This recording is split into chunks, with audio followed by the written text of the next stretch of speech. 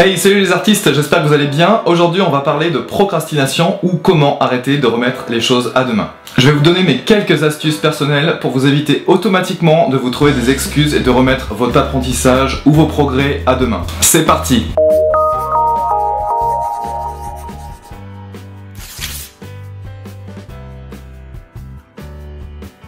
De nos jours, on a un peu tous le même problème, trouver du temps pour faire ce qu'on aime. La plupart des problèmes qui reviennent, c'est bien souvent les mêmes. Même si on a une vie bien chargée, on se cherche toujours de nouvelles excuses pour éviter de faire ce qu'on aime vraiment, et je parle de véritables activités comme faire travailler son cerveau activement, apprendre de nouvelles choses, par exemple s'améliorer en dessin, je parle pas de procrastination devant une série télé, jouer aux jeux vidéo, traîner devant YouTube sans aucun but, ou traîner sur les réseaux sociaux et spécialement Facebook. Toutes ces activités sont des activités non productives et elles endorment votre cerveau, voire pire, elles vous empêchent d'être créatif. Le cerveau créatif est un muscle, il faut comprendre ça, il faut l'entraîner un peu tous les jours. Profitez de cet effet boule de neige, je vous apprendrai bien plus vite en étant régulier plutôt que de procéder par cure, c'est-à-dire en dessinant par exemple 5 heures en un jour, c'est bien moins efficace que de dessiner 1 heure par jour répartie sur 5 jours. Ça laisse le temps à votre cerveau d'assimiler les informations et de dormir dessus efficacement. En réalité, les gens qui ne trouvent pas le temps sont en général les gens qui ne se donnent pas le temps. Car il y a une énorme différence entre trouver le temps et prendre le temps. La rengaine habituelle, et je peux vous le dire parce que ça sort des fois de ma bouche sans que je m'en rende compte, c'est non désolé, j'ai pas le temps. En général, je dis ça quand j'ai vraiment pas envie de faire quelque chose.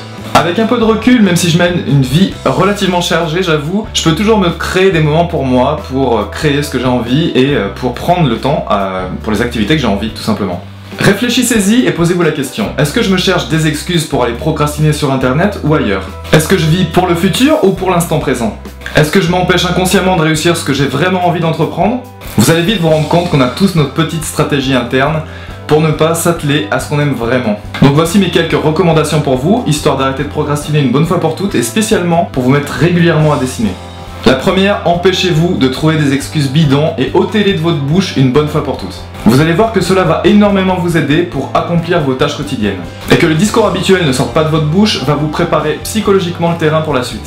La seconde, c'est bloquer tout ce qui parasite votre vie actuellement. Pour Facebook ou pour tout ce qui est d'internet par exemple, vous pouvez installer un logiciel gratuit ou un module externe pour votre navigateur afin de bloquer l'accès à votre email ou aux réseaux sociaux pendant vos horaires de production.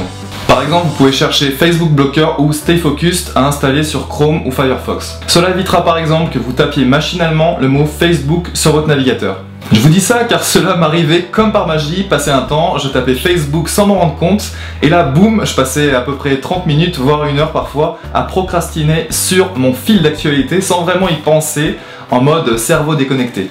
Pensez aussi à supprimer toutes les notifications de votre téléphone portable. Il faut couper tout ce qui peut ruiner votre élan de créativité et les notifications de téléphone qui vous empêchent de vous concentrer. Mes amis, il faut simplement se le dire franchement, entre vous et moi, on vit dans un monde de l'information.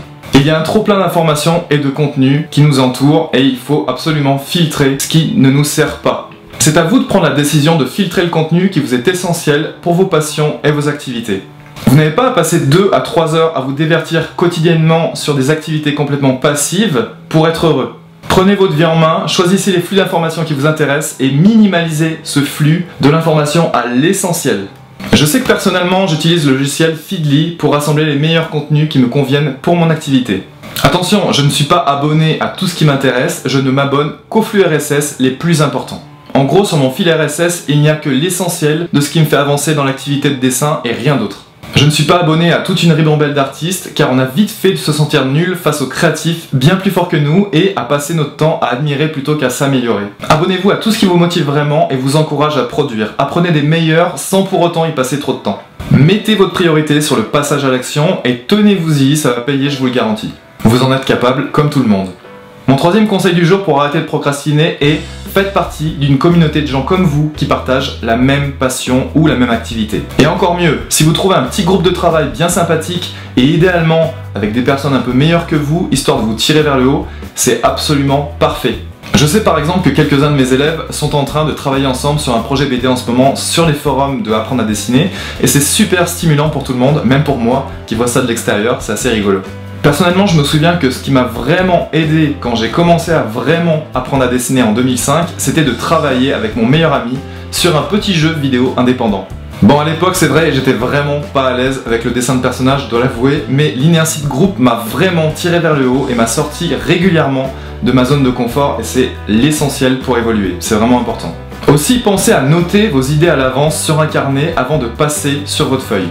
En effet, si vous attendez d'être au-dessus d'une feuille blanche sans aucune idée en tête, vous risquez de vous bloquer. Donc notez au fur et à mesure vos idées, laissez-les maturer un petit peu au fil du temps, puis revenez-y dès que vous souhaitez dessiner.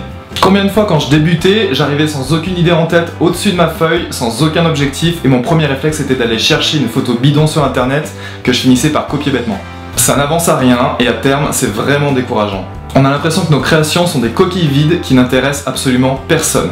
Même si votre niveau de dessin n'est pas sensationnel, vos idées seront quand même appréciées par les autres et vous aurez davantage de retours, ce qui vous motivera encore plus. Mon quatrième conseil du jour, c'est croyez en vous. Bon, c'est plus facile à dire qu'à faire, vous allez me dire, mais réfléchissez 2 minutes. Quand on y pense vraiment, chaque individu est quelqu'un d'unique. Je veux dire par là, si vous demandez à vos artistes préférés de copier votre style de dessin, même si vous êtes un débutant, ils n'y arriveront pas vraiment à 100%. Le dessin, c'est un peu comme une signature. C'est une activité qui fait intervenir des millions de neurones avec une combinaison unique de signaux de nature électrique. Donc impossible pour quelqu'un de copier ça parfaitement. Imaginez, après quelques années de dessin régulier, un peu tous les jours, quand vous ferez des dessins corrects et que vous aurez votre propre identité graphique, ce que ça va donner. Je peux vous dire, ça va vraiment être cool. Ça va devenir de plus en plus génial au fil du temps et à mesure que vous progressez, vous allez être de plus en plus motivé et vous vous poserez de moins en moins la question, est-ce que j'en suis vraiment capable? N'attendez pas d'avoir 70 ans et d'être à la retraite pour vous poser la question en pensant que vous auriez plus le temps quand vous serez vieux. La vie c'est maintenant et quand on vieillit, on a tendance à être de moins en moins motivé et énergique, ce qui paraît un peu logique quand on y pense. Faites-moi plaisir et foncez maintenant. Mon cinquième et dernier conseil pour aujourd'hui, c'est donnez-vous des défis personnels. Dernièrement, je me suis moi-même posé un défi de me remotiver et de reprendre du temps pour mes projets personnels que j'ai laissé de côté depuis que j'ai ouvert le blog Apprendre à dessiner il y a quelques années. Le principe, c'est de s'engager devant des personnes publiquement. Pour ma part, en ce moment, c'est sur mon compte Instagram. Je dessine les personnes qui me taguent comme ça au hasard. En gros, dès que je vois un visage qui m'intéresse et qui m'a tagué, je le dessine. Et j'alterne une fois sur deux, un homme, une femme. Et vous savez quoi? Je suis passé de 1 heure de dessin par semaine, non, je rigole pas, à 2 heures par jour en un instant. Juste parce que j'ai officialisé l'information et que je me suis engagé devant un public. Et ça ne m'empêche pas de mener une vie équilibrée, au contraire, j'adore ça et je suis encore plus productif qu'avant. Même si je pense être déjà très bien organisé dans mon travail, cela me pousse dans mes derniers retranchements tout en me faisant plaisir et je passe de moins en moins de temps avec des périodes de mini procrastination dans la journée. Voilà pour aujourd'hui, j'espère que la vidéo vous a plu, mettez un pouce vers le haut si c'est le cas, mettez un pouce vers le bas si vous n'avez pas envie de vous améliorer dans votre vie. Je vous dis à plus, bye bye, prenez soin de vous.